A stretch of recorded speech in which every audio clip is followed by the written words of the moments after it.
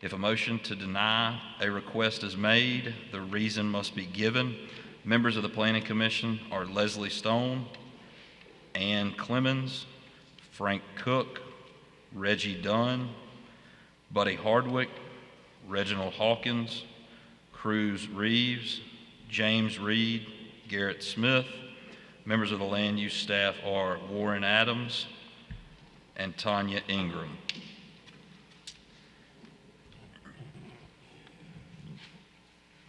Is there a motion to approve the minutes from last month's meeting? So moved. Second.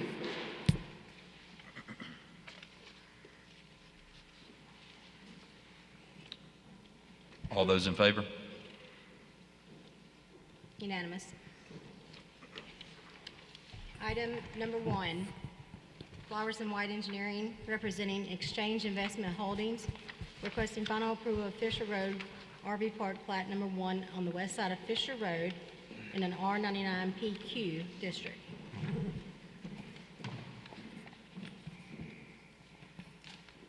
Good evening. I'm Kenneth White, representing Investments, Exchange Investments Holdings. This is the old KOK campground. I think y'all are familiar with it. The sole purpose of this plat is to plat it in one parcel. It's never been platted before. So this is the property that my entity purchased, and we're just platting it to create one lot for conveyance.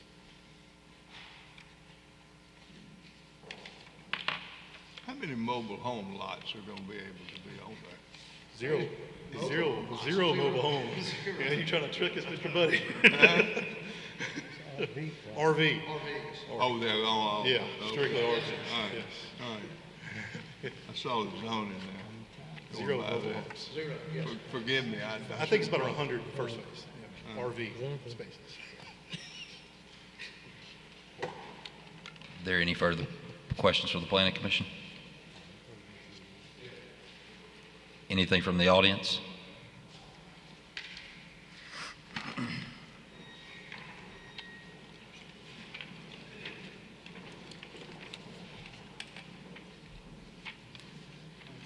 Hello, my name is Daryl Free. I'm the headmaster at Hooper Academy, address 56 Butler Mill Road, Montgomery 36105.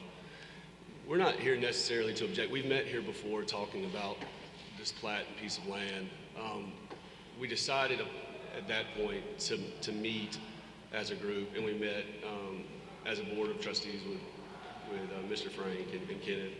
And when we originally met, we talked about a piece of property, because our main concern, if you look at the most northern part of our property, is our elementary playground. And we talked about at the corner that's cut out at the bottom, at the right angle at the top, there was a piece of land right there that we had talked about being a buffer zone between our most northern playground and the campground. And when we originally talked about it, we had talked about squaring that property off straight up to the road. And that's what we all kind of thought was going to, and put a berm. We agreed on some things outside, and everything's been great. But we had gotten some communication back, and they were talking about taking at the right angle and connecting it to the corner over by the interstate. And we never approved that. We never disapproved it either. We talked about it as a board actually the other night. And now there's a pond up there on the left side where they've moved some dirt. So our main concern was that buffer zone between the. So now if they connect the corner of the right angle over to the interstate, there is no buffer anymore from our playground to their property. So that's our main concern, is wanting to really address that. And you know, that's our main issue right there. And I also have some people with me. One of them being my board chair, Jason Langley, and I'm going to ask him if he wants to mention anything else. Are you talking about the northernmost? Southern, on the property, the southern piece down here at the bottom. Piece, okay. Yeah, where it's square boat. I'm Jason Langley. I'm the chairman of the board of Hooper Academy, and you know, he kind of covered it good. You know, last year sometime they came and met with you guys, and you guys asked us to get together and try to work a deal out so this could go forward. And so we had some conversation about exactly what we were going to do. You know, we talked to DHR. questioning them about an RV park being that close to the daycare and the young kids.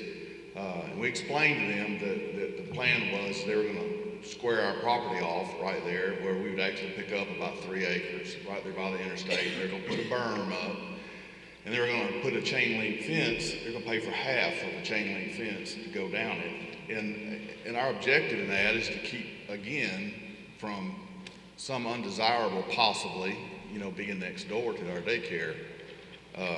So as this is going on, we saw them doing dirt work and all, and I'm not an engineer or even anybody has anything to do with building, but I saw them building the berm and all, and I kept thinking, dang, that's close to where we were, but it wasn't down the line at all of where, we'd had the original thought that it would square off. So, I think, we're just not in support of it right now until maybe we could come to some sort of resolution here where we're not, where they do what they said they would do, and we can make it go forward.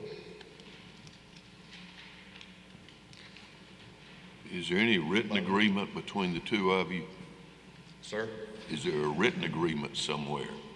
Is there a written agreement? Well, we've got some. We had some we drawings. agreed to it and thought y'all had worked out the details. Well, we did too. We thought we'd worked them out. There's written correspondence back and forth. There's nothing agreed upon in writing outside of, so I've got the original, when we met, I got the original plat that he drew on and showed us where it was squared off. And then I also have the email where they sent the triangle portion of it. And I have our email that we sent in a letter of support, when we thought it was going through. But once the email was sent of the triangle instead of the squared off, we've not corresponded any support. We have not corresponded any negative, but we're not corresponding any support. We talked about it as a board. And we're not asking for anything extra. We're just asking for what the deal was when we made the deal. I mean, that's, that was kind of shocking. We had our board meeting tonight, and I asked a few of the guys in there and the ladies, I said, that berm seems awful close? And they're like, yeah, it kind of does. And we got to looking at it, so here we are. For my understanding, are you talking about the southern part where at the 90-degree angle, you're talking about going straight across instead of that? Yeah.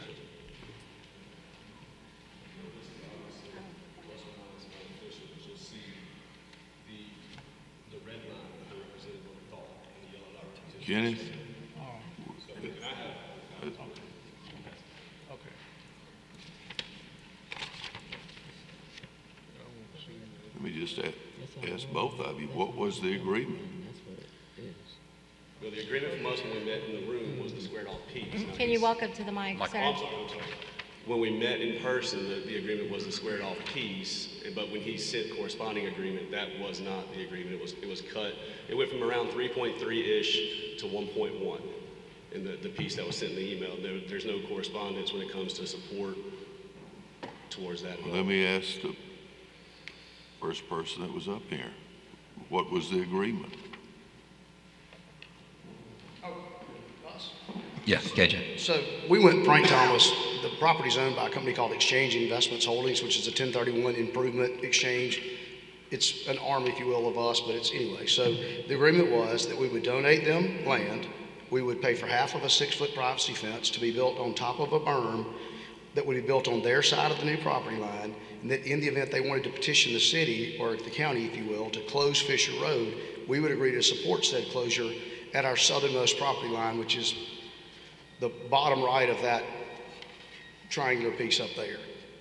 Is there something in writing between the two of you? So the hierarchy of the timeline is, there was a, KJ, do you remember these dates? Just help me with them. I just got this email about today at 3:27. It's the first one. So here we are. But so the planning, I think, board was in October-ish. And I think it was delayed to November. Yes. So then the city council heard it on December 5th. Here's the notice. And so I sent them an email, or I actually sent it to KJ to send to Hooper before the council approval to make sure we were on the same page so that they knew that we were acting in good faith. And this email was sent on 11/8, November 8th. And email says this, to whom it may concern, this letter is to inform the Planning Commission of support of the rezoning of the old KOA campground lot in Hope Hole to travel trailer lot per No, that's not it, KJ. Where's the letter? What- That's what- yours. Hold on. Did y'all agree to something or not? We agreed to what I've done. Yes, sir. What did you agree to? We agreed to, if you look at the map up there behind you, and you see what's the bottom right, there's a square of property that appears to not be part of the property. That's cell towers. I agreed to give them property from the top of that point to the far left over there on the interstate. And I sent them the email before we had the final approval to make sure they were in agreement with it. And it went to the headmaster of the school. KJ sent it to him, and we didn't hear a single word back. We sent it on 11/8. The council didn't approve it till 12/5. And here we are at almost April. You want to read? Where's the email, KJ? Let me read you guys this, because I wanted to make sure that this was all done. KJ, I hope that Hooper is operating in good faith, and I want to give them something tangible so they know that we are also operating in good faith. My understanding is as follows. The shaded property will be deeded to Hooper either by us or by the seller. When we do our site work, we will use the topsoil as a berm along the Hooper side of the new and existing property line with Hooper. We will split the cost of a 6-foot black chain link fence down the property line when we do our site work. We agree to send a letter of support should Hooper be able to gate the road but hours south of our southernmost property line at the road. I very much appreciate the gentleman at Hooper and simply want to make certain that we do exactly as we have promised. Thank you again for your help with this, FT3. And that was sent to Hooper Academy, to the headmaster who is here. And they've acknowledged they received that, and here we are. We've probably moved 50,000 yards of dirt. The berm is as big as that wall right there. You can see it from the interstate. It didn't sneak up on anybody. We intend on around April 26, when our 1031 exchange deeds to us to deed that property to Hooper, as we've said. We intend to build the fence once everything is complete, so we don't have to damage the fence after. And they've now said they don't wish to petition the county to close the road, but we'll leave that open-ended should they want to do so. So here we are today, and I mean, there's 20 pieces of equipment that have been working out there. That berm's been there since before Christmas. And I don't know what else I could do. And they've acknowledged they received the email because he said it in his discussion.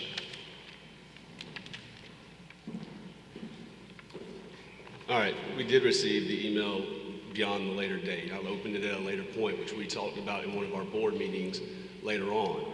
Now, what I have here is our original piece that he drew on showing the squared off. There was never a triangle involved. I mean, this is the actual piece that was drawn on.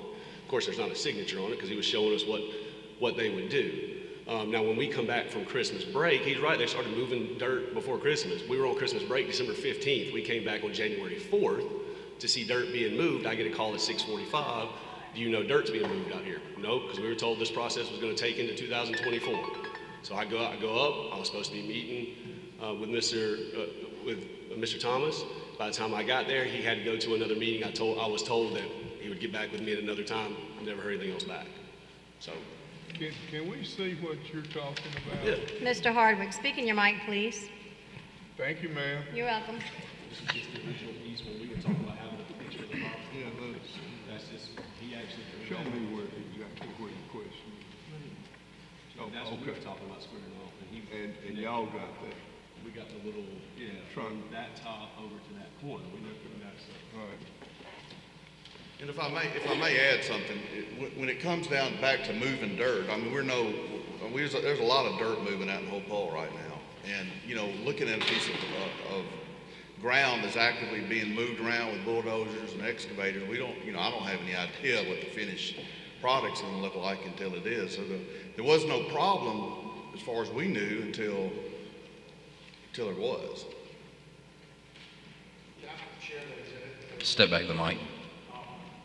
I don't know if anybody wants to walk down the road, but this is the email that I just read, and that's the exhibit. And it shows what I just discussed. I'm sorry, I didn't copy, I just got one of this at 3:27 today. And the body of the email that I read is about that. All right, this is what y'all agreed to. Yes, I sent it on November 8th to make sure before we got city council approval if there were any issues, that we were not trying to do anything. So, Mr. Thomas, none of us can hear you, and this is being recorded. Yeah, if you don't, well, I'll give you your phone back. Okay. I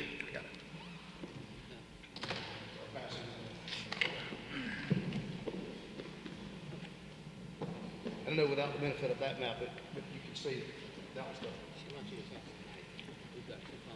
Okay, I'm sorry. Frank, is your position that y'all have done exactly what you said you're gonna do? Absolutely. So when we met with them, I went in and I said, guys, I've got a 14-year-old daughter. I'm a single dad, raised her since she was 2. And I'm not coming here to mandate anything on you guys. I think that this was an RV park as recently as 5 years ago, and it probably can win in a zoning issue if it became that, but I'm not gonna do that.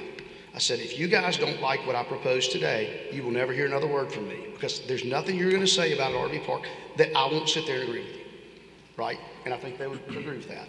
So we talked about it. I said, I will give you some land, and I may have given them some examples, but at this point, we're sitting there talking at a table. I will give you some land, I will build a berm, I will split the cost of a fence, I will close the road should you want to close it. That was all my idea. And then here we are now, and I sent the email to the headmaster, and he's acknowledged he got it, and here we are almost 4 months later, and the gentleman right there is an engineer with the state of Alabama. I mean, this berm is... He said, no, it's not. It's a quarter of a mile long. It's not like it's snuck up on anybody. I mean, we've had dirt work going on out there for 4 months.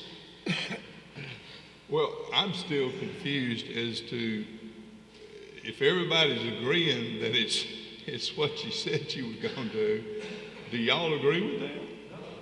I'm sorry? Microphone.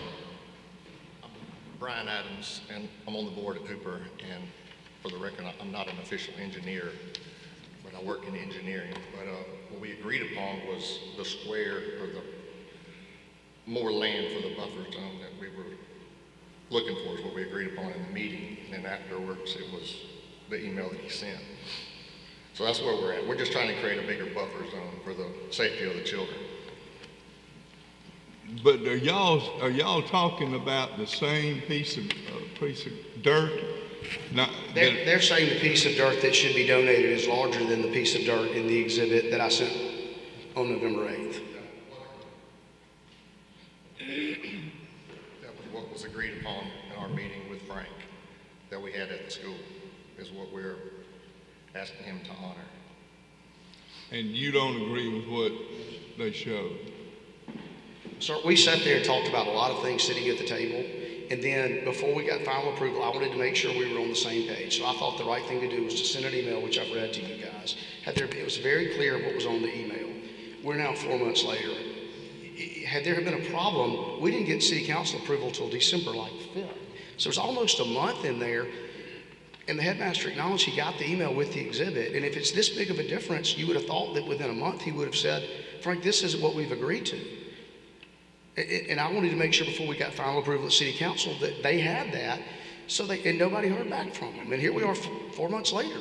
And you're taking the position that if you did do right now what they say you agreed to, that you'd have to move that dirt again? We'd have to move the set. We'd have to redo the whole site. It'd probably be a several $1 million site project because the said pond is in that corner, which is the southwest corner. It's about an acre. So the said pond is also there. But it's all part of the property that we're showing here. The pond is that you're talking about. It would all be part of the property that isn't the piece that I showed I was donating them. Correct. But it's on what is your property.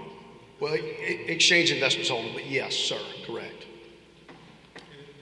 Yes, and the city, because we're in the PJ, approved the plans, and it was a lot of civil work done. But the pond is north of this property, isn't it? Yes, sir. Yeah. And what I don't understand is this is the furthest away from the school. So what's well, the they're problem? saying the playground is there, I think, is the issue. Okay, Mike. The pond is right here on that map. It's in that piece that points to the left. But there's more than one pond out there then. The pond is on our property above what I feel is the new property line. Have we got Because when I was out there, I saw a pond to the Have north. we got something to Yeah. show us? Right. Thank you. Thanks so much. So what? Okay. The furthest from the Mr. side. Buddy, I can help you with this. So obviously the property is everything in red. And this is some property I believe that's owned either by Hooper or a cell phone company. So the exhibit that I sent them that I just showed you shows the line going from right here to right there. Right there. And the berm is, just as the letter said, built on the Hooper side of the donated or to be donated property. So the line goes from there, the berm does. The berm sits just below it. And the berm is probably 30 feet at the bottom and 10 feet at the top, 3-to-1 slope. So what they're saying is the line should go from here to here. And I'm saying again, it was memorialized in an email with no conversation for a month before council approval that it was going from here to here. And if there was an issue, a response email or a phone call or anything, but we've already gone through city council, city planning approval. I mean, we've put the set pond there. All of the RV sites drain to that common spot. I mean, we're deep into this project. Frank, do you agree that this is not squared off what you've done? You mean not squared off as in what sense? Well, they keep using the word squared off. To me, that's not what I call Yeah, squared Mr. Cook, off. I don't recall using the word squared off. I recall using the word donate property. Okay, so you don't remember using the No, word sir. squared off? No, sir. Okay. And again, That's my Mr. Cook, question. I sent that email to make sure there was no confusion a month ahead of city council, and we did not hear a word from anybody. If this would have been a problem, we could have potentially addressed something then, but I don't know what to do now. Could I ask the other gentleman from, in the green shirt, could you come forward? The two places that he pointed out that's in question, do you agree those are the locations that are in question? Oh, yes, sir. The part that he's using, that he triangled off Point, inside. point, inside use the pointer. Oh. Which button? Rectangle? Oh, the red one. All right, so he did here, we expected it to go there, just like you said. So the piece is inside the piece, and now the pond is inside that square as well. So when we were at the meeting originally, an app was used. We didn't discuss many scenarios, or not at least. Like when there's an app he had on his phone. He actually got it out and drew. That's how we knew 3.3 acres. I don't know if you can do it on the app and see if that comes out close to 3.3. I don't know. But we were talking about squaring that off with the property owners or whatever it was, and that's what we discussed. I mean, that's just what it was. I had no idea it was 3.3 acres, but that's what we know it is now because it was drawn out on the app so he could see how much land it was. I mean, on one of the apps that they use. I don't know what it is now. So it's not, and we never agreed in any sort of writing to what they sent us. Now, our board meets once a month. You're talking around Thanksgiving time and Christmas time, and we're going through accreditation as a school. So, I mean, there's been a lot of stuff that we've been focusing on running a school as well. And when this stuff starts being moved and people start asking questions at the board meetings, that's how we end up here. I mean, they start asking these questions, and, it's my job to follow up on those. Frank and KJ, are y'all wanting to vote tonight, or are y'all interested in the possibility of sitting back down with them and bringing it back next month? I asked the headmaster when I walked in if he wanted to step outside and talk, and he denied. So we're asking for a plat. I don't know structurally what can or can't happen there. I mean, we've got real money in the ground, real damages. We're not trying to run from anybody. We sent an email to the headmaster, and even if it is Christmas, it's almost Easter. I mean, So you're wanting us to go ahead and vote? Can I say something? Go ahead. So this plat, all it is getting it in a whole piece. Right. When we convey it to the school, we're going to come back and replat it and have a parcel. So Right. this is just platting the property as a whole. This isn't conveying it to them. At the time with April, no, when you going to convey it to them, what date? Yeah, at the end of the project. Yeah, so at the end of April or so, we'll come back and have a replat and submit it to planning, and then that's when we'll convey it. So again, we're not conveying land to them today. We're just platting it as a whole. And then after the project, we'll convey it to them. At the end of the day, y'all still got to work out. That's correct. Yeah, there's still more moving pieces. I mean, so the plat itself, what you're saying. It's just a whole piece of property. Yeah, I mean, you had to have the plat to be able to take. Correct. And you're gonna come back cutting off part of that piece of property. Yeah, whether it be a triangle or somebody's little gonna shape. have to replat that. And that's right, so we'll have to turn into planning, and whether it's a triangle, little shape, that's going to be, something that, we have to go through planning for that. So, again, it's just platting the whole entire piece right now. So you're gonna wind up being back where you are In after tonight. 4 months. Both parts. And that gives us some time to think, but in the meantime, like I said, we're requesting just to plat the property as a whole. All right. And again, also I might add, there's like an acre, like 1.3 acre pond on the north side of this triangle piece, which also provides a buffer from the playground. So there's really no, in a 6 foot fence. So it's. I apologize again. I got this email at 3:27 today, and I was coming back from Troy, and I came straight here. So, I don't know. It's kind of a sneak up thing here a little bit. Yes, sir. You know, we was mentioning about real damages, and I can appreciate that. But we're dealing with a school, with a daycare, and if any of y'all have ever had any children, you understand that we have to live under that law that DHR requires for us. And if we went to them explaining what we were doing, if something were to happen to a child, God forbid that happening, but if something were to happen, I don't want to be held liable for that. See, because we've told them one thing and done something different. If that happens, our whole purpose of this thing was to get the buffer in between us and that park over there. Not just to see the stuff, but to have a fence. That's why we want a fence down the middle. Somebody would have to climb over the berm, over the fence, and till today I wasn't even aware there was a pond on the other side of that. I dang sure want a fence up with around children who can get in a pond and drown. So that's our stance on it. Let me add, this Hooper in this park, pre-us, it was a KOA campground for somewhere around 30 or 40 years. If you look at historic aerials, and they operated just fine side by side. That's why I wanted to go to these gentlemen first. And I told them if we couldn't work out a deal, they would never hear from me again. And here we are, and we've given them what we told them we would give them. I have tried to put them on notice with an email to make sure everything was good. A month passed before the city council approved it. We didn't hear a word. I get an email at 3:27 the day of the plat that there's an issue. I walk in the plan board, parking illegally, to get in here by 4 and ask him if he'd like to talk about it, and he denied it. I don't know what to do. All right. So we're going to go ahead. Let me ask one last question. Where you burned, Frank, where you burn right now, if you cut it like you're showing, do they have any additional real land, or is it all going to be burned? Right? There's additional land. What was the acreage you said? I mean, because where you're talking about cutting it Like back, if he says 1.1, and I don't know how far that is. The berm's 30 feet. Say that's 1,000. Yes, there's land. I mean, obviously, if you cut it the way they're talking, it's more land. That's correct. Okay. And if you cut it where you're talking, they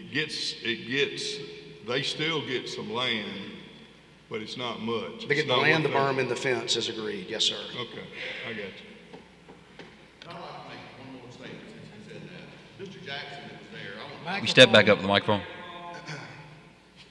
Response to him saying that we operated with the KOA being there for all those years. If you look around and look at that map up there, all the park was on the north side of that. There was nothing where he's building his park at all. That was not even it's not apples to apples. The guys can't keep playing this game, but just to point out, these things you see right there are 3 sewer ponds that were deeded to a guy because somebody didn't want to own them. They're ponds right at Hooper Academy, and they're actually sewer ponds that were just left there. So, I mean, there's still trailers on this piece of property where it was a manufactured home community falling down. Guys, I asked that you approve the plat. I sent the email.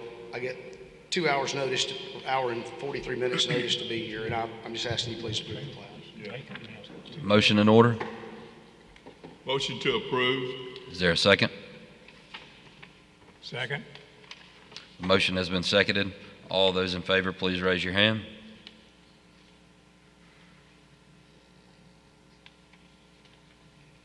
Six. All those opposed? Two. Opposed? Mr. Hawkins? Abstain? Okay. Motion passes. Motion's approved. Item number 2, Maynard Nexsen, representing Dotier LLC, requesting final approval of Slate Plat No. 1 on the south side of Hyundai Boulevard in the M1 district.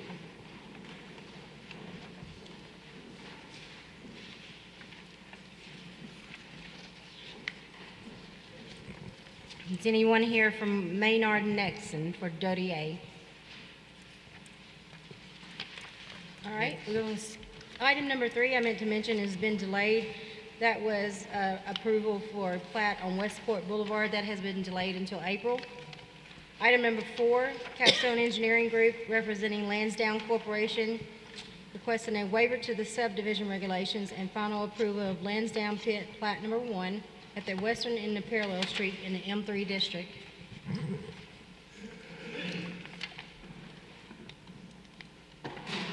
Good evening. My name is Russ Ware. I'm with the Capstone Engineering Group, and I'm here to represent Lansdowne Corporation. We're just simply asking for this final plat approval for these 2 lots.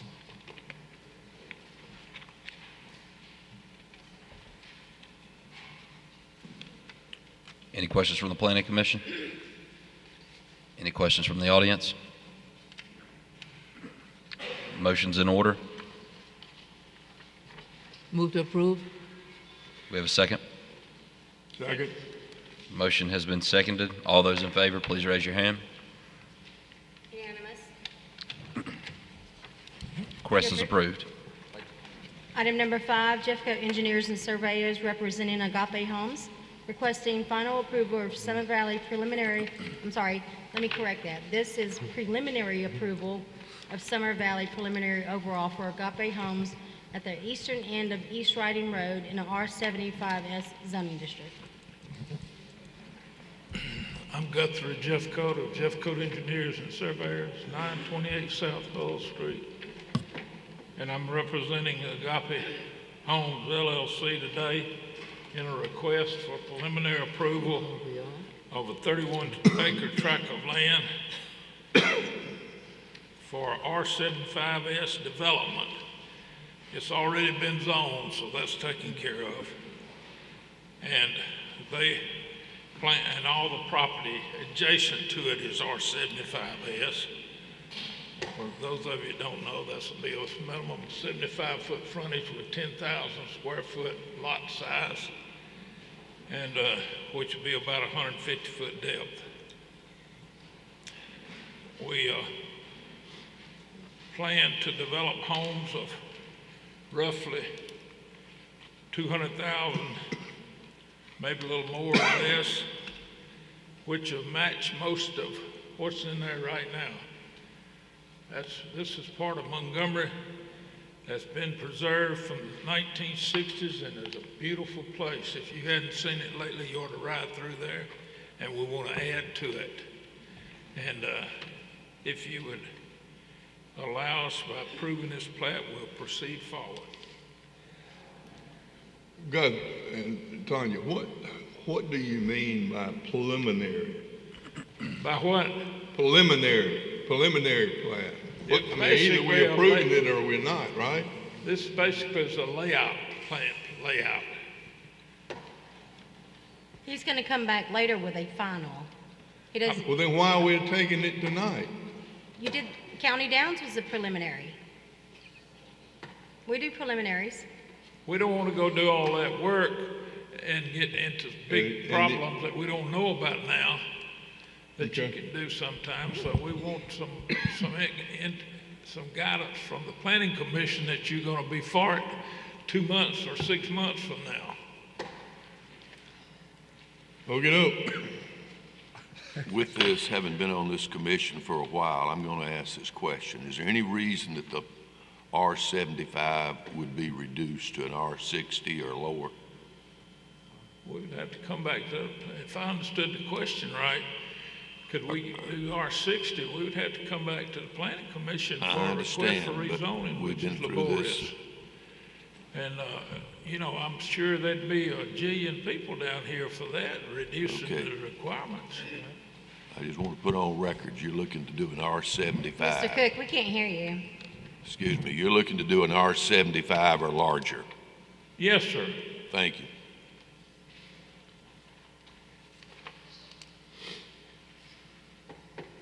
Anything further from the Planning Commission? Guys, please remember, I have some of the members of the LLC here, and we're unrehearsed. If they would like to come forward and say something, it's our time, fellows, to present the case, and come on up and take the mic.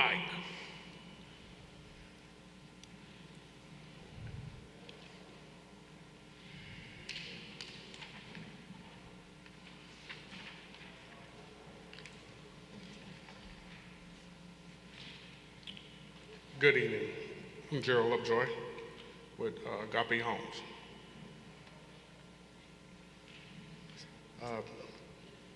Tell us your plans. Pretty much, basically what we're Name. doing. Oh, I'm sorry. I'm Megan Hill with Agape Homes. Basically, what we're doing is proposing to a separate community of affordable homes behind Spring Valley. If you all have any questions for me, we're not deviating from what's already built out there. We're going to try to keep with the same layout of everything that's already there. So we're not trying to change anything or negate anything about their neighborhood. Incidentally, earlier this week, we did have a neighborhood. hey, Mr. Jeff Goat, Earlier this week, we did have a neighborhood meeting, of which I know y'all always insist upon. And it was favorable, had a couple of good suggestions that we'll take into account. And, but we did cover that. I have a question. When you say affordable homes, what exactly do you mean? Affordable homes is allowing people, the average person that go a single family household, to be able to afford to purchase a home on one income, not requiring two incomes in a household. Will you be selling these homes, or will you retain ownership of them and lease them? Or how will that go? We will be selling, so there will be homes for purchase. But the plan is to sell all the homes? Correct, correct. And approximately how many homes? We're looking between 60, I think 69 is like a pretty round number. Okay. Our plan is based on 69. Okay, and if you guys are approved of that, I mean, what's the time frame in getting those homes built? I mean, I know some of the residents out there was concerned that it might take 5, 6, 7, 8 years. Well, we can't give a specific answer to that because we are going to break it into 3 phases. So we're just going to kind of work through the phases of it. So there's really no specific time frame as for, we will not drag it out over years. I will say that. But until we get into that project, we're not going to be able, we're just in the initial stages. So just trying to get approval to even start so Mr. Jeff Coates can continue his work. So what part of her press should have been was the market is going to determine, and we can't force the market. This is not an iron off or a louder venture with all the money in the world behind it. So if we have a decline in the market, they're going to slow up with putting houses on the market like everybody else. And if it goes whiz bang, then they'll sell them out in a year. But we only can tell with what the market will bear. How many are you gonna have in the first phase? About how you got to start with something. What's your first phase you estimating you're gonna have? you said, I can't hear you. How many are going to be in the first phase? In phase 1, how many? We're looking at about 20. 20, and where are y'all talking about off of this, I guess this, go through this, anyway, on these lots, where are you talking about? I can help you with that. Sir? I don't even think they know the answer to that, but I can help you by being an engineer and getting into it. The outfall for the sanitary sewer is on the north end. You have a big, and so you're gonna have to start and come backward that way. They'll be starting on the north, going south. Makes sense. You can't jump over with sanitary sewer. Don't want to, do you? Even though you'll be building the houses in phases, would you put all the streets in initially, or do them in phases too? Well, I would recommend to them they did not, because I'm old enough to remember the 20 and 22% money people had to pay on improvements with nothing moving back when Jimmy Carter was president. So I would say they moved, that selection of 20 is a good selection, because she knows something about the market. And if they go well, then do another 20, do it in 3 phases. If it looks real good, maybe 2 phases. If it goes more than 3, it's probably not going to make good money. I have one other question.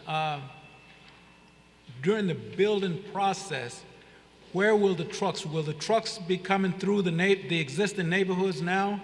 Or do you have plans to come into that area from another direction? I hadn't looked in it long on the front end to know what the other possible exits might be, but I don't know if y'all have. So we're not really in a position to answer that, but once we develop preliminary plans, I think we could, and we got to come to the city for that. I think that was one of the main concerns, sir, was the construction and the traffic going in and out of that community because of the tightness of it. So I think that was one of the major concerns. Incidentally, so far, we've been able to meet the requirements of each of the technical departments of the city in their comments, so that I think that's a big plus. You know, I don't know the whole history behind this Spring Valley development, because I just came to Montgomery the year when it was so popular.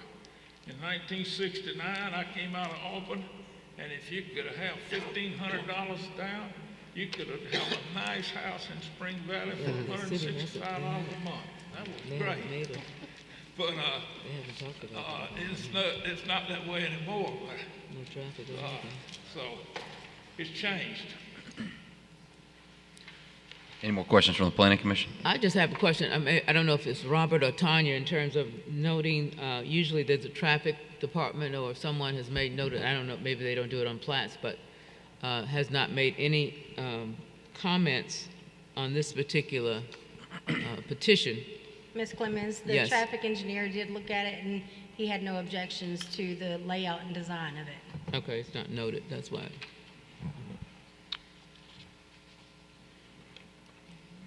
Anybody from the audience like to come forward?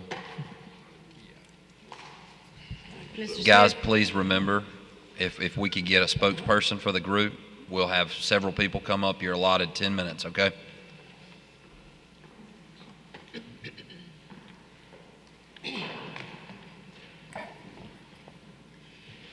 Good evening. My name is Jennifer Waits. I'm the president of the Neighborhood Association with Spring Valley and Cross Creek.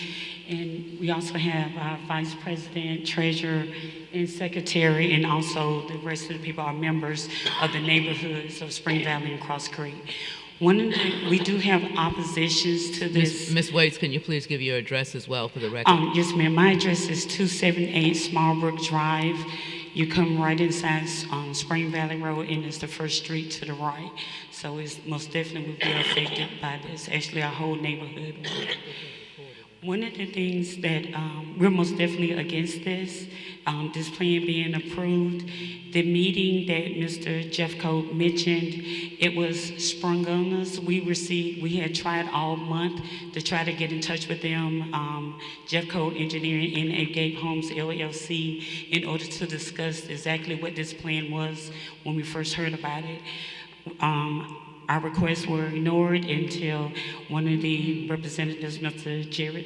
Gerald Lovejoy, called me on Friday evening, this past Friday evening, and requested to be a part of our emergency meeting, which was this past Monday, in which I replied I needed to speak with the board and our city councilman, because at that point, we were trying to get the residents to meet with our city council to see what we could do about this. Instead of waiting for a response back from us, we woke up Saturday morning and letters were attached to residents' mailboxes without their permission, calling a meeting 30 minutes before our emergency meeting on Monday.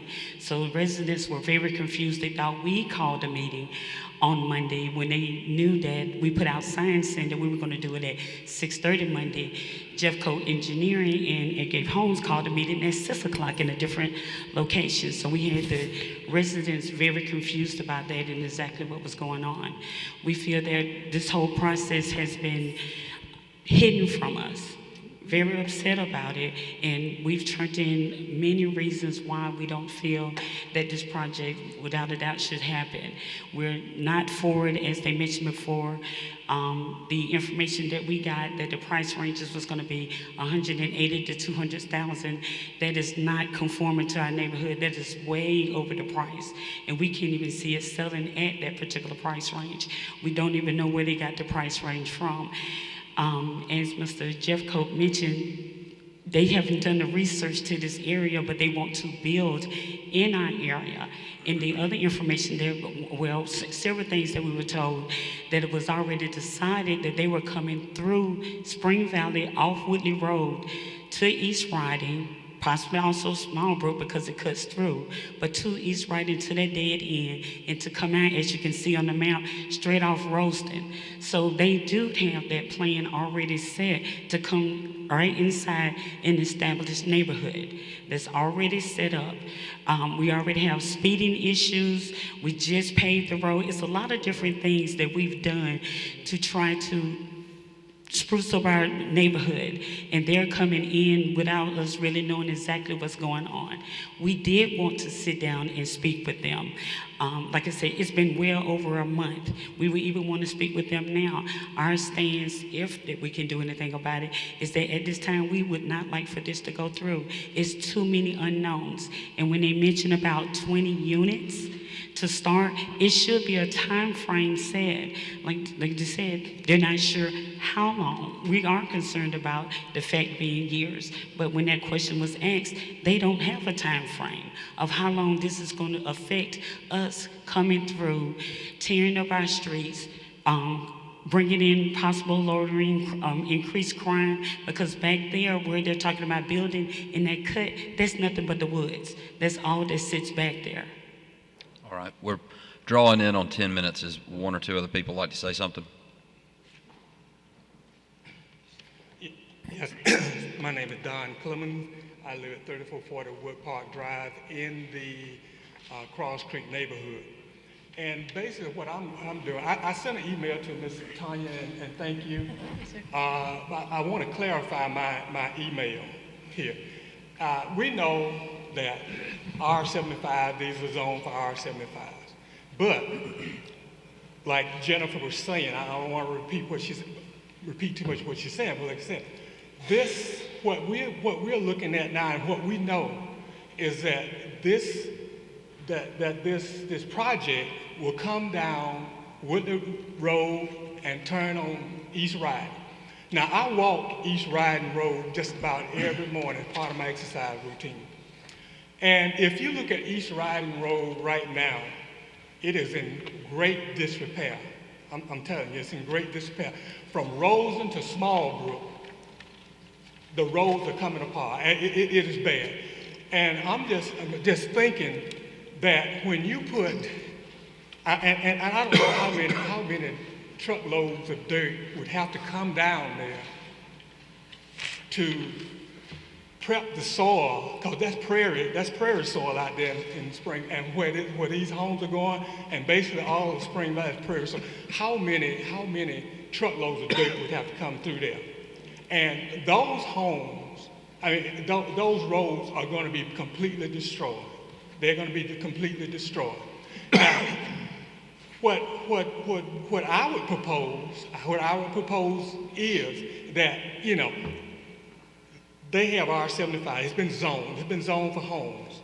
I would propose a different interest. And when I said off narrow lane, I did not mean coming up into Herbert Drive, which is part of Cross Creek. I would say if you go down narrow lane road, go south before you get to Herbert Drive, before you get to the bridge, there are two entrances out there that you can see that goes back up in there.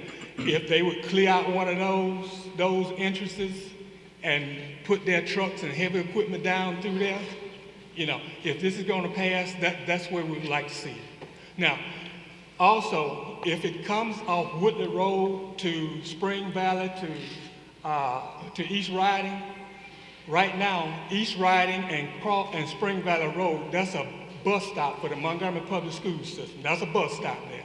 And then in the morning when I walk, I see another bus that goes down Riding and goes up Rosen. And, what kind of, all these trucks coming in here all times of day. And then, plus we have about 600 children at Peter Crump. And a great portion of those children, they use Spring Valley and East Riding to get back and forth. They walk. There ain't no buses up there. They walk to school. And so that's what, that's the main fear of this. If this plan, where it's set up now, basically they're going to come from Spring Valley to East Riding. It's a danger. It's a danger. Thank you. All right, we'll take one more, and then that's going to be about it. If you got something, a different issue, ma'am. Carmen Penny, address 224 Roseton. I also sent an email. I wanted to touch on the kids, because like we said, Peter Crump is 1 block away. East Riding, or Smallbrook, is Smallbrook, East Riding, and it's Peter Crump. The way they're saying is at the end of East Riding, at the end of Roseton, come out between the 200, 300 block of Roseton. It's a lot of kids. We have people walking and everything. Also, in my email, I also put I'm a disabled vet. Between my front yards and my backyard is a total 180. I like to sit back there and see the deers playing and jumping. That helps me calm down, basically. I'm on medicine. I see psychiatrists. I see everything. I'm still a disabled vet, and that helps me with my therapy. All right. Anything further from the Planning Commission? Mr. Jeffcoat? I have a question for the developer, or Mr. Jeffcoat? Mr. Jeffcoat.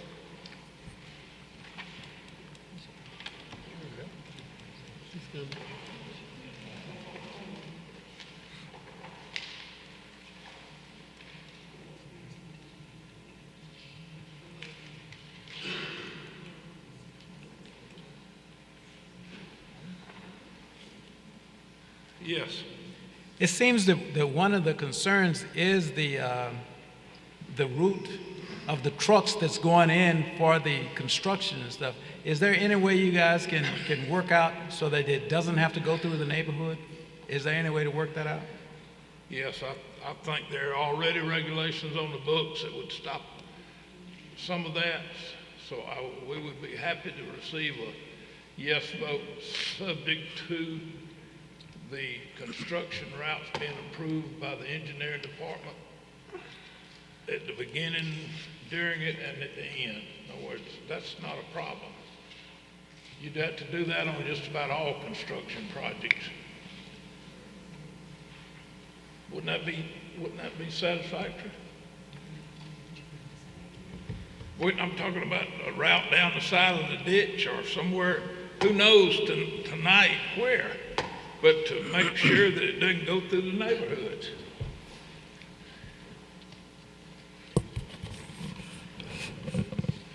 Anything further from the planning Madam commission? Chairman, I'd just like to ask if Mr. Smith could Robert?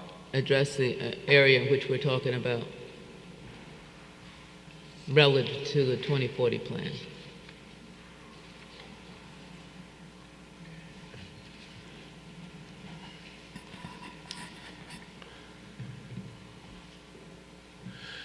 Good afternoon. Robert Smith, City Planning Director here at the City of Montgomery.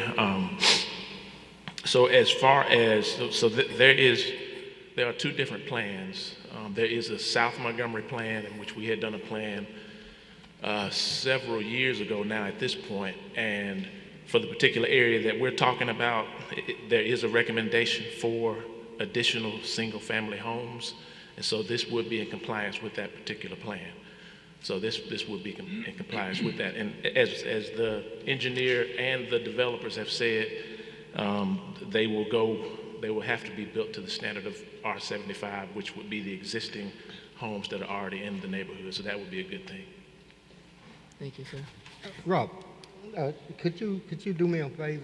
Because I think a lot of the community itself, I think they really don't understand what we're doing here tonight. Right. What we're doing here tonight is we are voting on a plat. Will you explain to them what a plat is? Yeah, so basically what the vote here is tonight is basically what the layout of the new addition to the neighborhood would actually look like, which is what the engineer has basically laid out, the subdivision of the actual vacant land that's adjacent to the neighborhood, the wooded lot. So basically what he's saying is they're not finna build no houses right now. Basically not right now. This is the preliminary plat.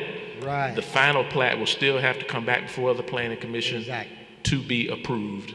And then there will be some other steps that would have to be done internal to the city before any construction permits and all of that stuff is given. And as Mr. Jeffcoat said, some other items would have to be worked out with the city engineering and the city traffic engineering department before anything starts. So in other words, what Mr. Smith is saying, and I'm talking to the community now, because they're gonna have to come back here.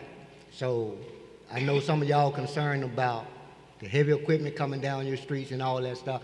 Well, when they come back to get ready to build, then we can do something about that.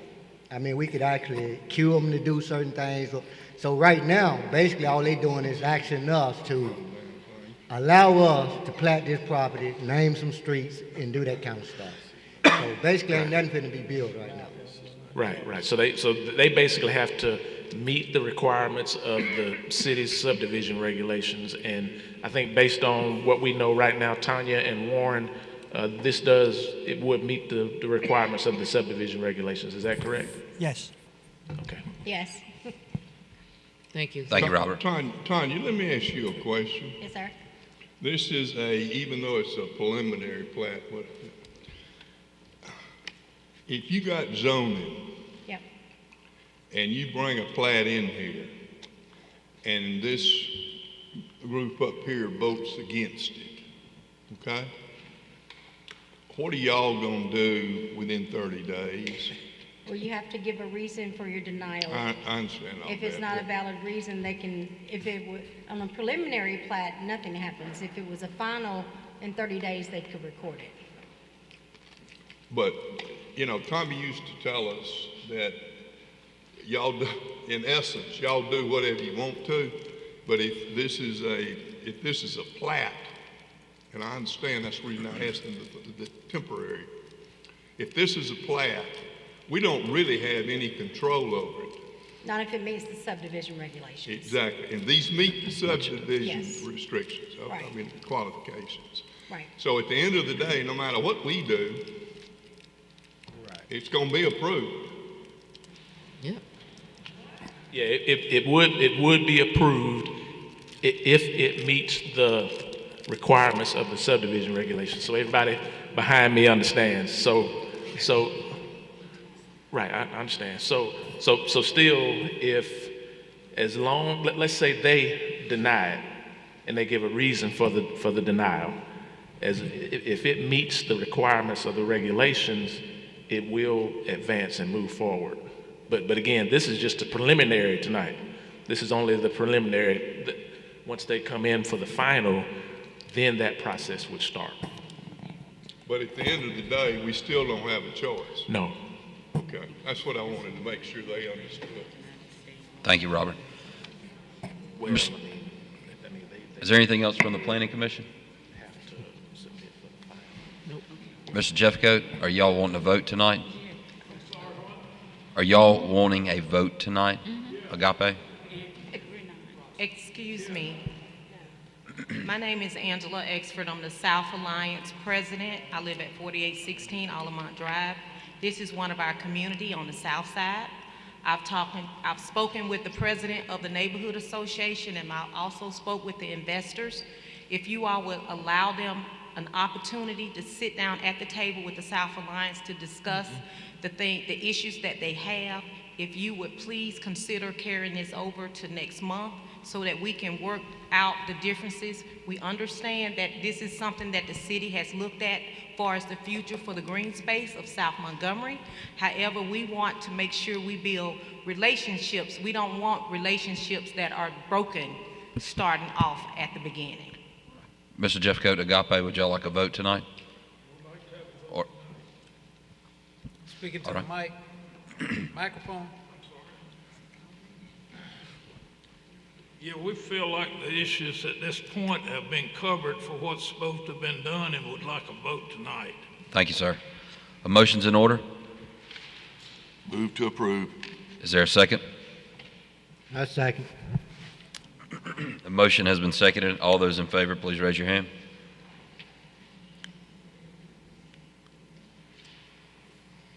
I'm sorry. Hold your hands up again. I'm sorry. Thank you. That's, I abstain. people keep putting your hands up and down. Hold your hands up high, please.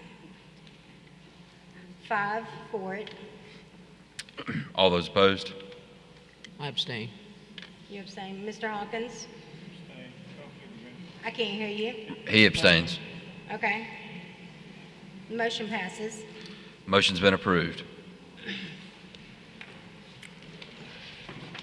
Item number 6, David Webb, representing Avery Properties, requesting to rezone one parcel of land on the north side of Highway 80 East in an Ag 1 and from an Ag 1 to an M1 zoning district.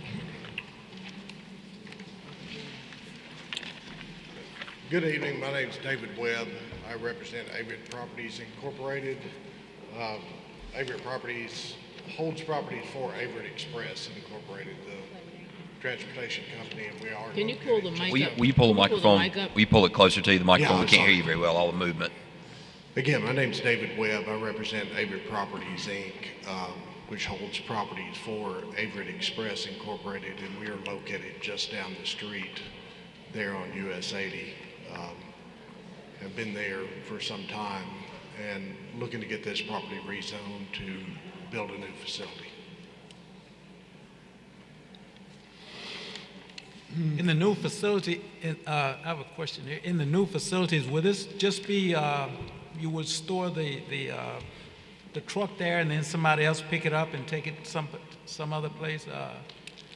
How exactly will this truck? Yes, the plan will be, it is an LTL freight dock.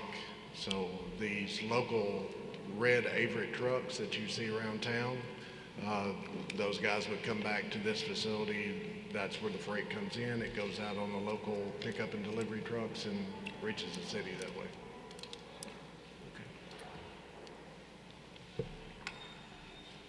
Is there any further questions from the Planning Commission? Is that property include the old Clyde's barbecue building there? Is that part of it? Yes, sir. Anything further? Anything from the audience? A motion's in order. Oh, excuse me.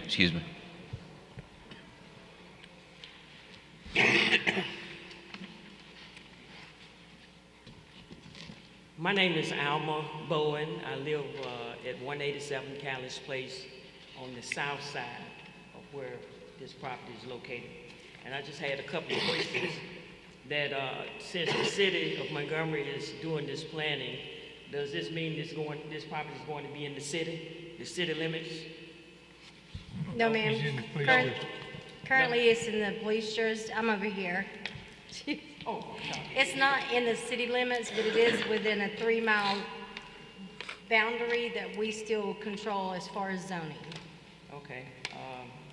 That was my main question, to make sure that it was still in the county end, because I still want to be in the county and not in the city and not in Pike Road. Right. And then also I'm president of Walmart Means Volunteer Fire Department. And I just wanted to make sure that, I guess this would still be in our area. I don't mind the truck department, because I see them all the time, and it's right down the street or road from us. And I have no other questions other than that, as long as it's still in the county. All right, thank you, ma'am. Yes, ma'am. Anything further? There you have it. I believe a motion's in order. Move to approve. Do we have a second? Second. Second. Motion's been seconded. All those in favor, please raise your hand. Unanimous. Thank you. Motion's approved. Next item, Chase Construction Group representing Avon Properties. This is the same property you just heard. This is for a plat. And again, I'm David Webb, and I'm going to tell Chase I would go ahead and stand in for this one as well. Same exact piece that you looked at. We just need a plat for that piece to take it out of the master parcel.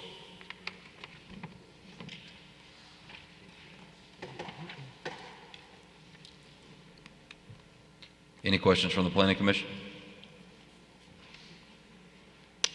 Anything from the audience? Believe a motion's in order.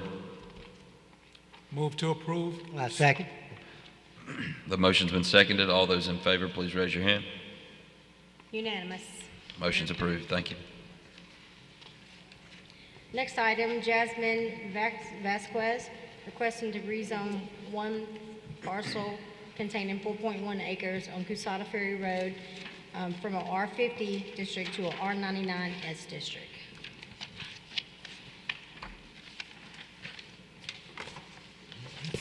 Good evening. My name is Barbara Turner. I'm just trying to come to translate stuff.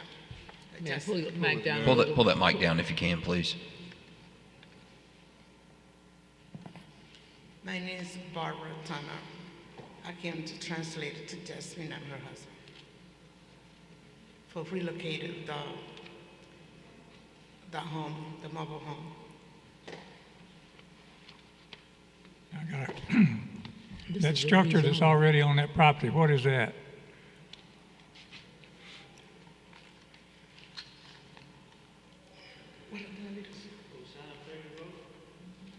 Yeah. Oh, Cosada's a Ferry Road. There's like a barn structure, What is it? a barn or something like that. It's for rezone. They just want to move more I to the know. front. I know, but the property already has a structure on it. Ma'am, he's saying there's a structure like a barn already on the property. No. They're not there yet. I don't think she's understanding. I don't either. The question. So is there a building or any kind of house or anything like that on the property already? No. They don't build anything. I'm sorry. No. Not that they put it on there, but here. Not that they put it on there. We're just asking, is there a building on the property now? Not that they put it on there, but. No. They don't build anything now. They're just gonna bring the mobile home. She said there's nothing there.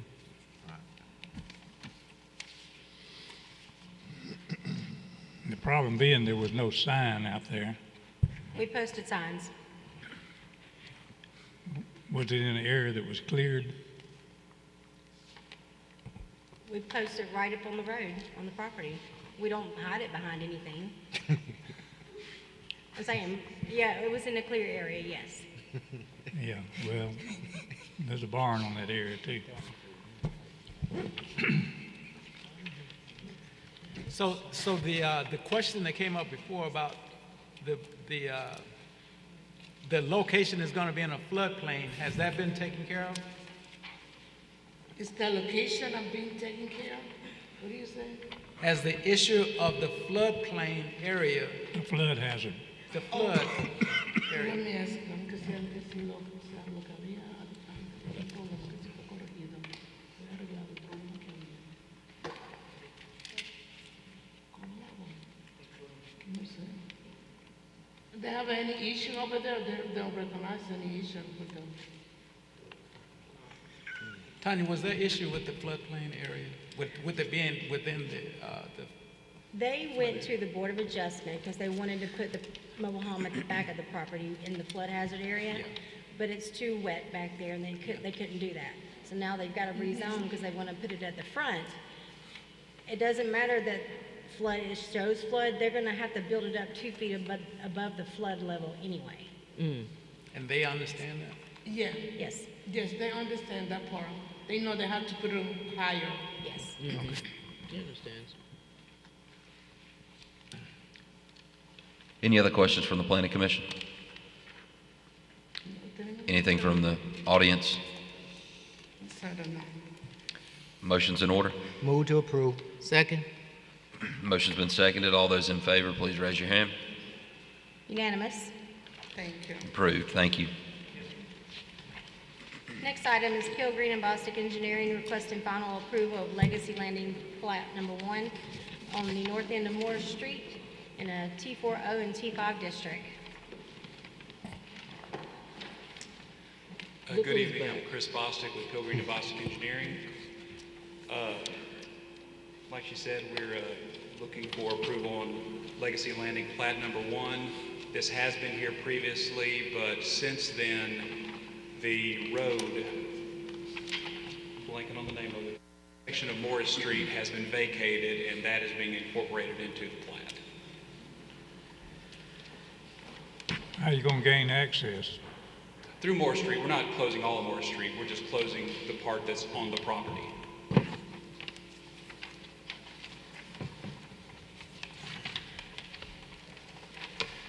And I believe it's already been vacated, hasn't it?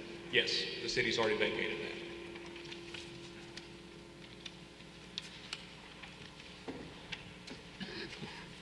that. Anything further from the Planning Commission? Anything from the audience? Believe a motion's in order. Move to approve. Do we have a second? Motion's been seconded. All those in favor, please raise your hand. Unanimous. Thank you. I've got one more. Next item, Kilgreen and Bostic Engineering, representing Cottonville Place and Macklemore Development Properties, requesting to rezone property on the south side of Atlanta Highway, approximately 33.95 acres, from O1 and institutional to B3 and R75M. As stated, our intent is to rezone this area along the south side of Atlanta Highway to R75M for apartments with a 300-foot depth frontage of B3. You can see from this map provided by the Planning Department that neither multifamily nor commercial are out of place in this area. We do call for, you'll see at the top there to Atlanta Highway, we call for a 60-foot wide section of R75M that defines our intended future apartment access to Atlanta Highway to a currently unused median break. There is a traffic department comment in your packet that states that when a development plan is submitted, a traffic study will be required. If it triggers a traffic light, then the development will be routed to the traffic light. There is currently no buyer nor development plan tied to this rezoning. So as of right now, this is just a rezoning. No traffic study is needed. I verified the intent of that note with Wesley Cox, and it is for future developers to know ahead of time that they're going to have the traffic study. With the help of Ed Grimes, we did get to meet with representatives of the neighborhood associations on Monday, March 18th. They requested that the B3 zoning be restricted to exclude car washes and bars, not including restaurants with less than 50% alcohol sale. And the owner has agreed to these restrictions. Yesterday, we were asked by some of the leadership of Arrowhead Homeowners Association to delay the vote to next month so they could have a community meeting and discuss further. We do intend to ask for the vote to be delayed to next month, but because of the late date of us finding out, which was yesterday afternoon, that they were wanting us to delay, and also because of our concern with the wording of the traffic department's comment, I wanted to go ahead and be heard and let people be heard, even though we plan on delaying this vote, because these both seem like issues that could delay us further.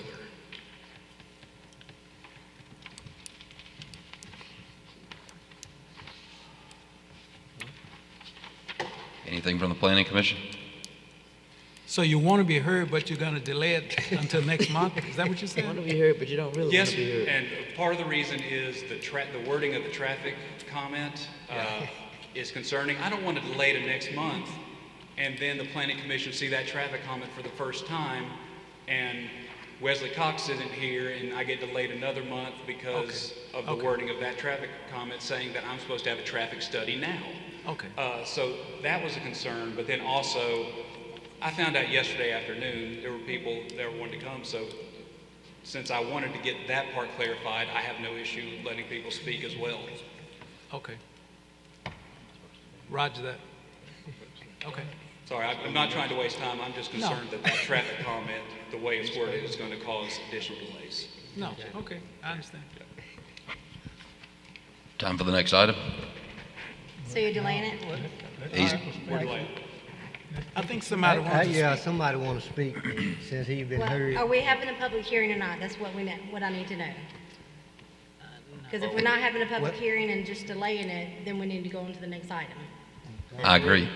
I think it's a public hearing, to be honest with you, from what he said. But, you know, whatever y'all decide, it's good with me. Do you, I'm more than happy, especially with the late date of people asking us to delay right before the meeting. I'm more than happy for anyone that wants to speak to let us know before the next meeting, you know, what the issues are, so. okay, the reason I'm asking is because if you officially hold a public hearing at the next one, when you come back, we don't have to have another public hearing, which means they have the option to not let anyone come up and speak again and say the same thing over. But we could have. Gotcha. I I understand what you're saying. I understand the concern. I don't think the Planning Commission would deny someone a chance to speak. I'm just telling you the option. Yeah. If no one wants to speak, or, you know, or if I'm out of order, I apologize. These were just concerns I didn't want to wait another month to address. So I'll let it be your decision. If y'all want to hold a public hearing, it's fine. I mean, if you're going to go meet with the neighborhoods, that's what we're delaying for. I don't know why we would need to all sit here and go through this whole ordeal if you're going to go meet with them and present, and y'all are going to work it out there. I don't see why we would need to sit here and talk about it until y'all are ready to present and you've done what you need to do. Okay. Fair enough. Okay. Thank you. Delayed till next month. Okay. Next item, Gilbert Mills K. Wood representing Amazon, requesting final approval of Hyundai Boulevard industrial plat located on the northeast corner of Hyundai Boulevard and Mobile Highway in the M3 district. What's too late, buddy? Good evening. I was going to say good afternoon. Judy, pull that mic down. I'm Judy Jones with Goodwood Mills and Kaywood, and we are requesting final plat approval. This plat was brought before the commission about 2 years ago. This is the site of the Amazon, and we had originally asked for 2 lots. Since that time, now that Amazon actually has purchased the property, they wanted to do 3 lots for the support services to Amazon, to use 2 sites available for that. And then Amazon is on 1.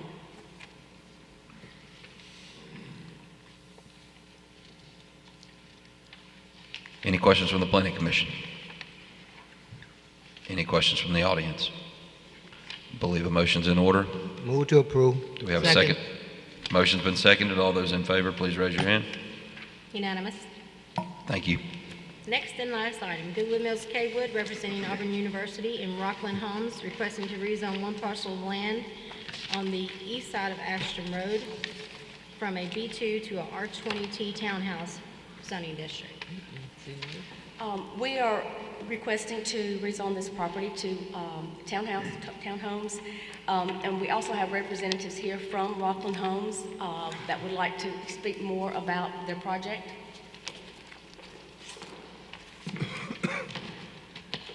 Kenneth Wood, 350 Research Court, Peachtree Corner, Georgia. Is the presentation that we sent, is it up on the screen by chance? And we also have handouts if you guys would want to see those as well. Ashton Did you Road. set it up with? Ashton Road. He's getting it up. Awesome. Do you guys want the handouts, or do we all be able to see it on your screen? Yeah, give me one. Give me one. Yeah. I like it. I think I have it. I didn't hear. Here it is. Awesome. Thank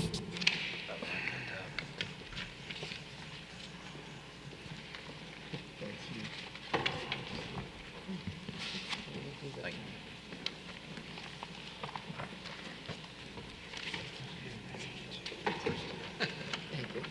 Oh, my. Thank you, I appreciate it. Thank you for Commission for letting us speak today. So this parcel, as you see on the site location map, is in between Ashton and Brown Springs off of Highway 80. Pull your mic. Can you pull that microphone a little closer? Is this better? Thank you. Off of Ashton and Brown Springs, wedged in between it, right behind the commercial. And so Rockland Homes is a 30-year-old home builder. They started out of Atlanta and has been in Georgia. Now they're in Alabama, South Carolina, pushing into Tennessee. And in this area, especially around different types of colleges, the area, Birmingham, Montgomery is a big focus right now for us. They're the preferred builder for the Falcons back in Atlanta, just to kind of put a face with the name that they're a very reputable builder that have been around for a long time. And so they see this site. It's a site that Auburn University owns. They are the seller of it. They've chosen Rockland to be the purchaser of this. And in order to do it, we'd be asking to change from B2 to R20T for the townhome development. We have a mixture of two different types of product types that I'll walk through with you on it. When you look at it here, we looked at the different map, and it's really perfectly suited. You're obviously within walking distance of the university there. You're also walking distance of different retail and commercial that you have up on Highway 80 in front of it, as well as across the street, Jim and Nick's, and down the street. And so we feel like it's a really great use as you sit here today. And we've left really large buffers over to the commercial, and we have access on both sides out to each of the different roads that you see there. If you can go to the next slide, it shows our master plan. This is kind of some of the different ones. You can see kind of the AUM, where the different campus and the way it sits, and then kind of all that commercial area that it was surrounded around it. If you can go to the next one that shows our master plan slide. And so you can see it situated, and we even have on the next slide where you can see more of the color version to be able to kind of see what the open space is. So we really have good interconnected streets. We don't have dead ends on this, so the drivability around the site works really well. We have different size units on the outside than on the inside, so that you have a variety of housing types. This will have a master amenity. This would have a clubhouse. It will have the pool. We have the large open space area there. We're working on what that programming is, if it's going to be a dog park or an area where you can throw the frisbee or throw the football outside, but to be able to make the community. And you can see on the northern side of the site where you have the buffering there up to the commercial. Everything up above that is the commercial of that development that's there. So you have the green space as well as a shared pond that we would be maintaining. And then you can see the access lining up the drives on the left and the existing access drives on the right. With this, we would have over the 20% of open space. It's 190 unit facility total as the townhomes. All the roads are designed, as I mentioned, we have there, and really the walkability is what we have. And if you can go to the next slide, you'll start to see some of the different product type, and we have several different kind of products. If you go, you can just kind of scroll through the different ones. We tried to bring all different types. These would be the ones on the inside, and then if you keep going, you'll see the ones on the outside. that are different ones and different styles, craftsman style, looking at some different types of colors to be here on that lighter, kind of cool color scale to be able to have it for the community as part of this. And then finally, it's just a little bit of information in your packets about Rockland, like I said, in terms of what they've done. I've done a lot of projects with them back in Georgia and even down in Alabama as you get to the southern part of the state. And a very quality builder. The insides of the units are all very well appointed, very nice and upscale. And so we really love the idea of this being so walkable in the area, sandwiched between the commercial and the university, because it gives you two different places. Whether you're going to the commercial or you're going to the university, you have options to be non-vehicular. And I know today that's a really big deal and a great way to be able to have a property situated there. And with that, I can take any questions or any comments that you guys may have or answer anything about Rockland. And we also have Sal here that is a representative of Rockland Homes as well. I'm just curious as to what is the price range of these properties? Mr. Clemens, I can't hear. Price range what is the price range of these properties? The retail values that we would put on these would be around $350,000 to $375,000. So, and this would be individually platted. Thank you. Are y'all going to use any of these as rental units, or is it primarily going to be rental? We would like the ability to do both. We're entertaining with the University of Auburn. They really like the idea for student housing. And so we would request that we be able to do both.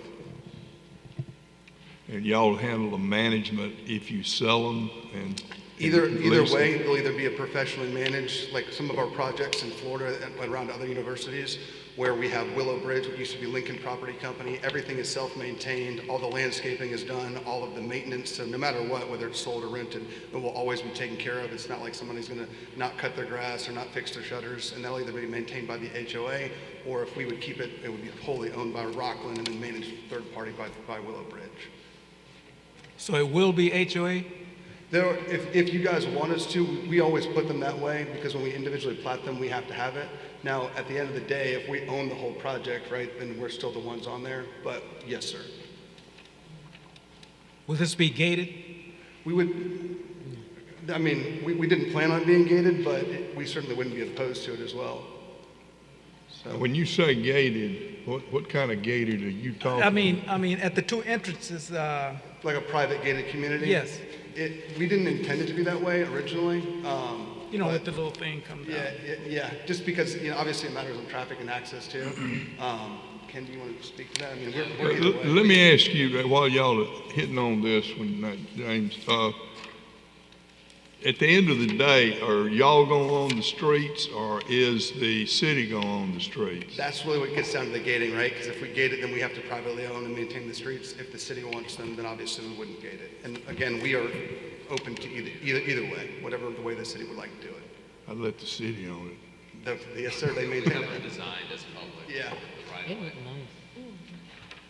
nice. And back to mine about the gate opening and closing and stuff? So if the city owns them, traditionally you can't gate. I don't know how it works in the city of Montgomery. You guys can tell us that. You know, a lot of times we can't gate a public road that's owned by the city. So then at that point in time, if it's the preference for the city for you guys to own and we would deed the roads back to you guys, we would be happy to do so, and then we would not gate it.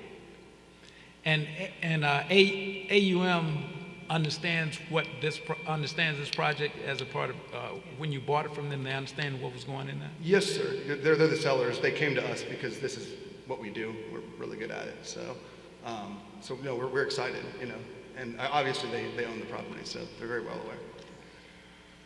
So they're not selling the property to you? They are selling the property to us. Okay. Yeah, so the University of Auburn and Montgomery, it's their vice president of real estate that we have the contract with.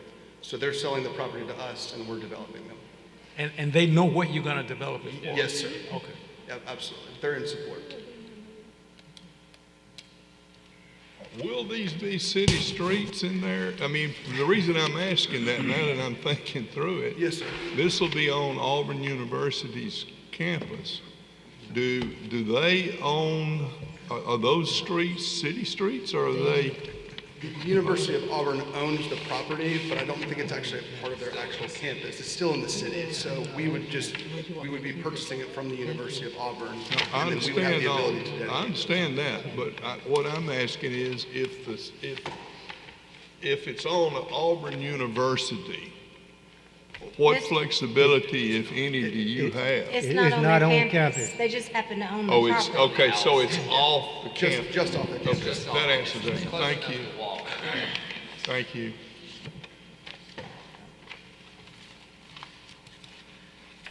Any other questions from the Planning Commission? Any concerns from the audience?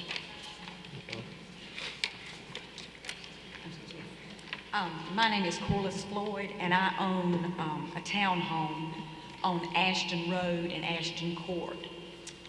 Most of the townhomes in that area are occupied by elderly people. My mother's 88. She lives in the one that I own. There's several other people here who own some of those homes. Our main concern is, or my main concern, is the noise if it's AUM students. Because I would say 85% of the people that live on the circle and on the court are in excess of 65 years old. There may be a few young marrieds, hardly any children in that neighborhood. And I didn't realize that this was going on until I just saw a sign on the property. So I would like that even maybe the representatives with Rockland Homes would maybe meet with the people in that community, just to let them know what's going on, that kind of thing. And I definitely would want some kind of gate. I mean, even a solid gate, because of course the noise for young students in school that stay up half the night and all that kind of thing, it's a problem for older people. And added traffic in that area, because right now it's a very quiet, safe neighborhood where, you know, the older people can use their walkers and go around the circle and that kind of thing. So my main concern is that we eliminate the noise, and are these going to be units that'll just be rental mostly, or will they actually be sold to students, and they would be, you know, private homeowners? Well, his answer when I asked that question was that it was, they would have both. They would have both available. See, that's They what would my have it for concern- sale. Now, did I misinterpret that? I couldn't hear y'all. Certainly. Yes, sir. Your question was, sorry. I said when I asked the same question that she's asking, I understood you to say that you were going to have for sale and for rent. We would like the option to have both. So if we were to build these for rent, right, it could be student housing, or, I mean, honestly, our price point's probably $2,200 plus per month, so that might price a lot of the students out of that market. Right. But we would like them to be fee simple platted so that either Rockland would own them all, or we'd have the option to hold them and rent them, or the ability to sell them. So it'd still be a subdivision. It'd still be, you know, we have to go through the platting process. This is just for the initial zoning. And then in regards to the noise, we're happy. We're going to have landscape buffers between the residents on either side, as you saw part of our site plan, and we'd be happy to put up a fence as well. Do y'all mind meeting with them to kind of, I think what she said, No, no, I'm talking about them. They're the ones that got to decide. We would be happy to. We would like to at least move forward to the next one, and in between this meeting and the city council, have a meeting with them. And then I know that this is just the zoning. We're still going to have to go through you guys for preliminary plat and final plat approval, if I remember that correctly. Well, what I'm asking is, would you be willing to put it off a month so you'd have the opportunity? Or y'all under a time? We're kind of under a time constraint with our contract with the university. So what we would request is that you guys could submit, you know, for approval, and that part of that condition is that between now and next month that we will meet with the residents and take anything that they have into consideration and fit that on our site plan and come up with another plan before the city council hearing. Is that okay with you guys? I don't know if the other ladies want to comment or not, but my concern is that most AUM students are not going to be able to afford to purchase a townhome in the, what do you say, 300? Ma'am, speak in the mic, Microphone. please. In the 250 or 300,000. Pull it down, And pull it down. We have a problem Microphone. now with some of the noise. Can you pull it down? we have a problem now with some of the noise from Emery Farmer Field with the soccer and that kind of thing, which is okay because there's a tree line, that helps some of that. But I'm just concerned with a lot of young students running in and out all 3 hours of the day and night. That's my main thing. I would want some kind of tall wooden fence all the way around the thing to help with that. So I'm glad to meet with them. But like I said, most of the residents weren't even aware of it because the sign just went up like 3 weeks ago, and the first windstorm blew it into my mother's yard, and it was never put back. So a lot of them weren't even aware of what was going to be built there. Okay. Sir? I'm Jimmy Floyd. I'm her husband. My concern is where Ashton Road is. That whole road right there is going to be so close to to that road coming in. There's like 20, maybe 10 or 15 units there. Now, if they wasn't there, that'd be okay.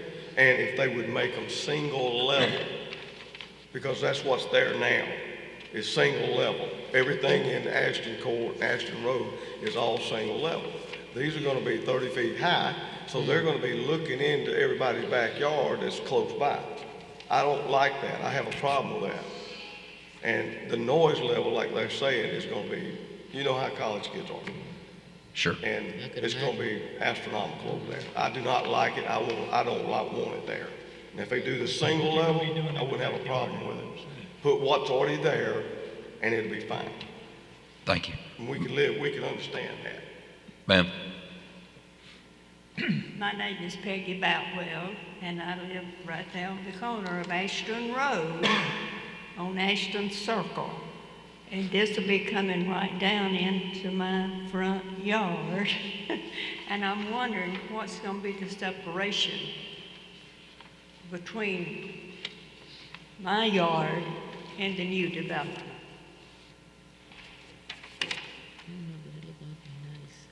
Sir, is this going to be 2 floors or 3 floors? 2 floors. See, we're single level, and Ashton Road comes into curves right in at my front. And this property is right there. And I'm just curious, is there's going to be some kind of buffer between this property, this development, and our... Sure. I think they're going to come up and address that. Gentlemen? And also, like when the construction's going on, how are they going to be getting to this property? All right. See, our little neighborhood has about 50 homes, and we're one way in. Ashton Road is only one way in, no out. Sure. So I'm curious about those kind of things as to what we are facing. Like she said earlier, we basically are older people. I understand. I think they're going to answer your questions right now. That's what I'm curious, because I haven't.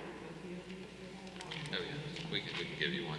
So to answer the questions, so construction traffic was one of the comments. So if you can we go back to the site plan? The black and white one's even better.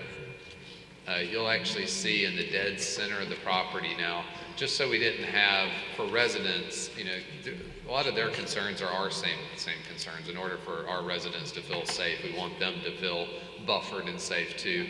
You can see straight from Highway 80, if you scroll down just a little bit, there's access that already has the gravel access. So we anticipate construction coming, construction to coming in. It will not be for the residents once it's built, but for construction, that's what we're talking about, coming in and out. And then the residents would line up with just the first, for the circular drive that you can see, you can probably see it on the rendering, just on the one just on the next page. You can actually see where we line up. Yep, that drive lines up. That's a color rendering. It's always hard to line up, but that would line up directly with that. And then what we can commit to, that entire left side, we can do a 6-foot opaque fence, and that would either be solid wood or a chain link that would have the slat, so it's solid, but a solid fence there. We can also commit to a 30-foot evergreen double staggered buffer And so we do that a lot on a lot of developments where we choose like an arborvitae, green giants, different type of species, and all the way up and down from the top to bottom beside the fence, we can do the double staggered evergreens, and that should really help with the noise buffering. It will also push our plan a little bit further to the right, but since there's no residents on the right, it makes more sense to slant it a little further over to the right. Well, is that entrance? Ma'am, you need to speak in the mic. Microphone, ma'am. I'm sorry. Is that entrance off Ashton right behind the shopping strip where there's a ditch there? It's just so. You're just south of the ditch where the ditch is. If you come off of 80 and come and turn to your first driveway, yeah, it would create a four-way intersection there. So if you're looking at it, you see that intersection. Yeah, so it would create create a four-way there so that everybody can see everybody for the turning movement. So we would have a four-way stop sign before we get back to Atlanta Highway to the main traffic light. I can't say what the city engineer would say, but I would anticipate that would be their comment, would be to add stop signs for traffic control. Oh. Okay. One more, that's fine. That land is already elevated above the road. I don't know how far, but I know it's probably 10, 12 feet high at least or more. So that's what I'm saying. If they build something that's 2-story, it's going to be way up there. So are y'all going to level that land down to the road, or are you going to leave it high? The ones on the edges we would bring. Microphone, please. Sorry. On the sides closest to the roads, we don't want them sitting up. It looks funny for us too. The ones that I'm concerned about is on the side where she has the arrow now, those right there. If those townhomes weren't there, that would help. You take those 10 out, do away with them, and that would, give some privacy to the people over on Ashton. You see what I'm saying? Sure. If those were gone, then the issue of looking in people's yard and noise probably would not be as bad. You could just tree that whole place. So you see what I'm saying? This right here, these right here. So I know what we can do is if there's a condition that there's no units backing up to Ashton Road, yes, I can make that change to put the road. Basically, we'll still have the buffer that we talked about, but I can flop the road over some and then put the units in more of a green space in the middle from a design standpoint. Take those out, and move them. Yeah, so more away. If they were like 40, 50 feet. Well, I think the biggest thing is just say there's no units backing up to Ashton. That would be better. That would give these people privacy. Yeah, understood. Because the law is on the corner right there. Understood. In that court. It makes sense. You can definitely, from the hill, I can already see in their yard. Oh, even understood. on the sidewalk, you can see in that the makes yard. sense. All right, I think. That's my concern. One final thing. I think as far as they're concerned about college students and that type thing, I think an HOA would be the way to go with that. I really do, because they can control it a lot better. Will do. And you guys are wanting us to go ahead and vote tonight, correct? Yes. Okay. If possible, because of Auburn. Is there any further questions from the Planning Commission? All right. I believe a motion's in order. I would like to approve it with the understanding that these items that the developers are suggesting with the height of the berm or the height of the trees and the no in the area closest to the roads, that all goes along to the city council. And HOA. Oh, I didn't. My concern is HOA. That they have an HOA. That who has an HOA? I said it comes with an HOA. They said they didn't mind doing an HOA. And so I think that will control some of the issues that they have with noise and that type of stuff. So I'm just adding to what you're saying. Okay. Yeah. Well, I didn't have that in mind, but I second with his concerns, conditions. Can you repeat that, Tanya, for us? What Mr. Cook and... From what I gathered, and I may have to go back and listen, he said that the items that the developer suggested as far as landscaping and fencing and stuff goes along is put in the agenda for the city council to approve as a, And the HOA that James is saying as well, correct? yes. All right. We have a second. All those in favor, please raise your hand. Unanimous. Thank y'all. Mr. Smith? Are you going to meet with them? Are you going to meet with them? Okay, good. Yes, ma'am. Mr. Bass from the chamber is here to do number 2. So we're going to go back to All right. number 2. Back to number 2.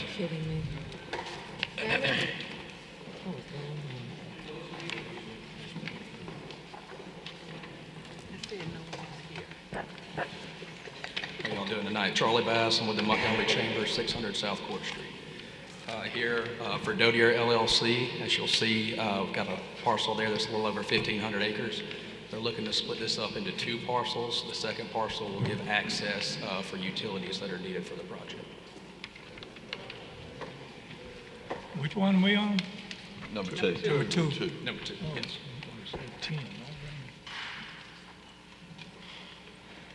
Just here requesting final approval.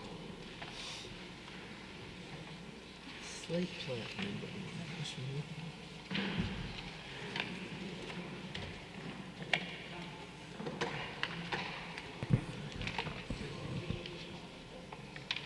Are there any questions from the planning commission? Bear with me a minute. All you're trying to do is just split one parcel into 2. Yes, sir, that's correct. Okay.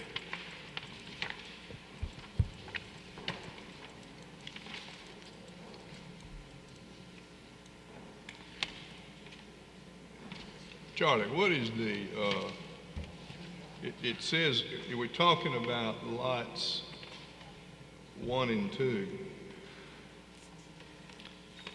But when I opened this up, So you got in lot, here, I got lot B and lot A. What's this, what is that? let's see, let me get back to it. So you got Lot A, like I said, Lot B is that one that they're replatting. It's going to be for a utility access and a utility easement for servicing of the project. That 83 acres on Lot B. Lot A will remain with the project. So is that something that's part of this original? Mr. Hardwick, plan? that's my fault. You're talking about how it's written up in the agenda?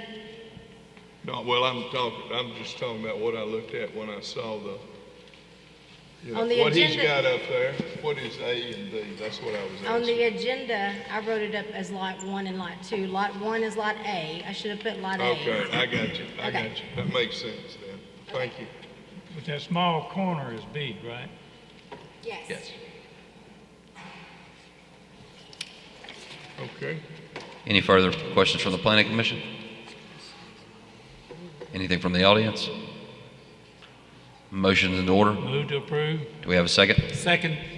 All those in favor, please raise your hand. Unanimous. Thank you. Thank you all. We're adjourned. Mr. Reed was asking me something about, what did you ask me?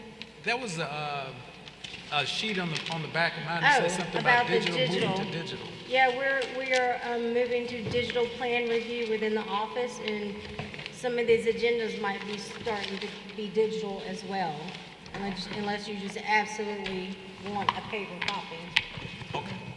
So y'all want us to print our own if we want That's paper? what it gets down to, right? You're gonna save money. If you want them, print them. Otherwise, you're gonna have, you gotta make it, you gotta Yeah, damn it. I'm gonna go digital, that's on paper. I want the city council to have to do that too. Meeting adjourned. I did.